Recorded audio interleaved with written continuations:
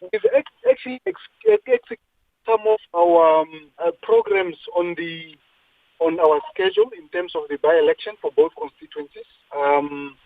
Currently, we are busy conducting training, which would be concluded within the next 2 days. On the 14th will be our last day.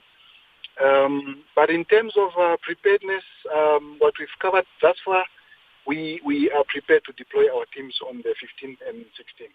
Okay. Now, what are the challenges being experienced this far? Well, especially with by-elections, we don't really experience much challenges compared to when we have elections in all the constituencies. And usually the major challenges would come in terms of resources. But this time around, since we are only having two by-elections in two constituencies, we have more than enough resources to be able to manage without any issues. This is now in terms of generators, for instance, vehicles, we are sorted this time around. Okay, now what measures are in place to ensure the security of both the voters as well as the electoral staff during the voting and counting processes are in place? One of the key things that we usually do before conducting our polling processes, we engage our stakeholders. And this is one of our most important stakeholders is the law enforcement.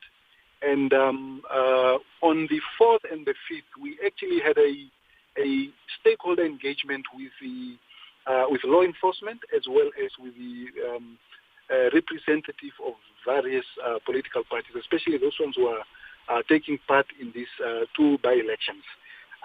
We explained to them during our stakeholder engagements, police officers, they know what they're supposed to do and what they're not supposed to do. Equally, with the party agents, the election and the counting agents, law enforcement is well informed. They are ready and to maintain law and order. Yes, I would just like to ask the public, especially in the Sesfontein and Kamanjab constituencies, to please, those ones of you who have lost your voters' cards or damaged voters' cards, the constituency offices are still open. We've been issuing duplicate voters' cards. Please, we are not registering. We are only issuing what is already on the system. And this is in cases where the cards have been lost or they've been damaged. The process has been ongoing since 2 days back. Today is the last day.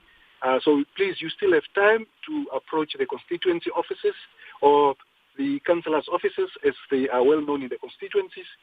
And that is in Kamanjab as well as in Sesfontein. You are required to take with a police declaration, and then you will be assisted and issued with your voter's card. We are not doing any amendments of the cards. We are issuing exactly the same card that you were initially issued during the registration processes. So please, you are more than welcome to visit the constituency offices and be issued with a duplicate voter's card.